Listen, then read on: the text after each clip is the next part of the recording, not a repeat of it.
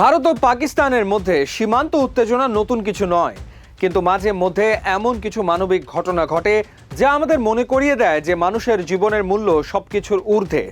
সম্প্রতি আরব সাগরে ঠিক এমনই এক নজিরবিহীন দৃশ্য দেখা গেল। ওমান থেকে ভারত ফেরার পথে গভীর সমুদ্রে মাঝপথে বিকল হয়ে পড়েছিল ভারতীয় জাহাজ এমভি গৌতম। আর সেই বিপদের সময় সহায় হয়ে এগিয়ে এলো পাকিস্তান নৌবাহিনী। কি হয়েছিল সেই জাহাজে, কিভাবে হলো এই উদ্ধার অভিযান, ভারতের পক্ষ থেকেই বা কি জানানো হয়েছে, আজকের ভিডিওতে আমরা জানাবো সেই চাঞ্চল্যকর ঘটনার ইনস অ্যান্ড আউটস। জাহাজটির নাম ছিল এমভি গৌতম।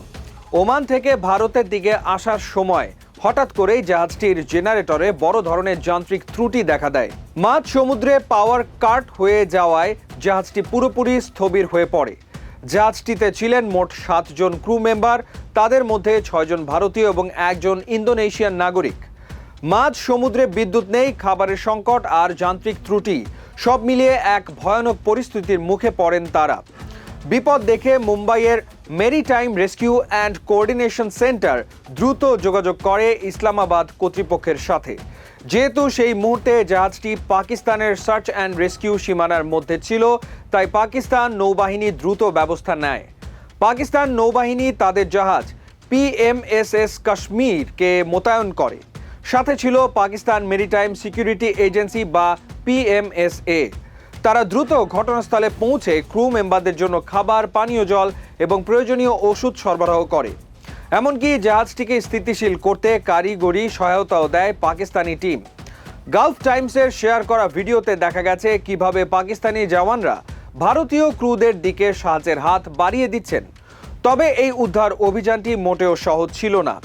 এমভি গৌতম যখন মাঝ সমুদ্রে বিকল হয়ে পড়ে, তখন সেটির জেনারেটর পুরোপুরি অকেজো হয়ে যাওয়ায় জাহাজের সব ধরনের আলো এবং আধুনিক নেভিগেশন সিস্টেম বন্ধ হয়ে যায়। এটি ছিল চরম বিপজ্জনক, কারণ রাতের অন্ধকারে অন্য কোনো বড় জাহাজের সাথে এর সংঘর্ষের ঝুঁকি তৈরি হয়েছিল।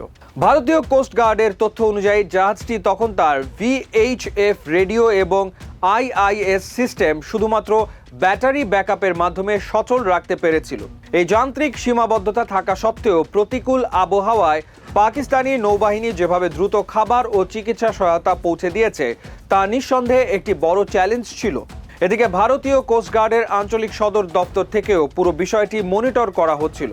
ভারতীয় সূত্র মারফত জানা গেছে 4 মে গভীর রাতে তাদের জানানো হয়েছিল যে জাহাজটি নিয়ন্ত্রণ হারিয়ে ধীরে ধীরে ভারতীয় জলসীমার দিকে ভেসে আসছে। ভারতীয় কোস্টগার্ডের জাহাজ রাজরতন দ্রুত ঘটনাস্থলে পৌঁছায়। তারা লক্ষ্য করে যে পাকিস্তানি টেকনিশিয়ানরা জাহাজটি মেরামতের চেষ্টা করলেও জেনারেটরটি আর ঠিক করার অবস্থায় নেই। ফলে ইঞ্জিন বিকল থাকা জাহাজটি এখন একটি বড় নেভিগেশনাল রিস্ক বা ঝুঁকি হয়ে দাঁড়িয়েছে।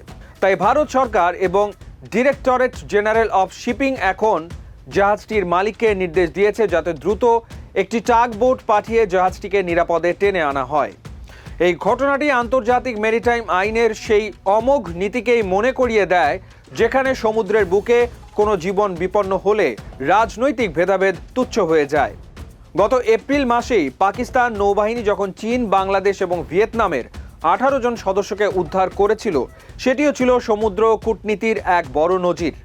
আরব সাগরের এই অত্যন্ত ব্যস্ত বাণিজ্য পথে ভারত ও পাকিস্তানের মেরিটাইম কোঅর্ডিনেশন সেন্টারের মধ্যকার এই দ্রুত যোগাযোগ এবং একে অপরের অনুরোধে সাড়া দেওয়া প্রমাণ করে যে সংকটকালীন মুহূর্তে পেশাদারিত্ব ও মানবিকতা জয়ী হয়। এমভি গৌতমের এই কাহিনী কেবল একটি উদ্ধার অভিযানের গল্প নয়, বরং এটি সমুদ্রের বুকে পারস্পরিক শ্রদ্ধার এক অনন্য দৃষ্টান্ত। মজার বিষয় হলো, গত মাসেই পাকিস্তান নৌবাহিনী উত্তর আরব সাগর থেকে 18 জন বিদেশি ক্রুকে উদ্ধার করেছিল। সমুদ্রের নিয়ম অনুযায়ী কোনো জাহাজ বিপদে পড়লে জাতি, ধর্ম, বর্ণ নির্বিশেষে সাহায্য করাই হলো নৌবাহিনীর ধর্ম।